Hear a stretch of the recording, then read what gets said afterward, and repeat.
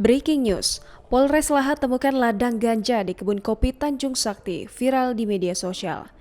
Polres Lahat berhasil menemukan ladang ganja di perkebunan kopi terletak perbukitan di Kecamatan Tanjung Sakti, Kabupaten Lahat pada Senin 6 September 2021. Informasi dihimpun pengungkapan ladang ganja ini dipimpin langsung Kapolres Lahat AKBP Ahmad Gusti Hartono SIK dan Kasat Narkoba AKP Zulfikar bersama anggota Sat Narkoba, Reskrim dan Sat Intelkam Polres Lahat. Ladang ganja ini ditanam di antara rerimbunan pohon kopi.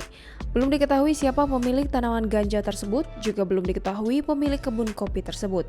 Namun, hingga berita ini dibuat sejak kemarin belum ada keterangan resmi dari pihak Polres terhadap keberhasilan tersebut, kendati pengungkapan ladang ganja tersebut sudah beredar di tengah masyarakat.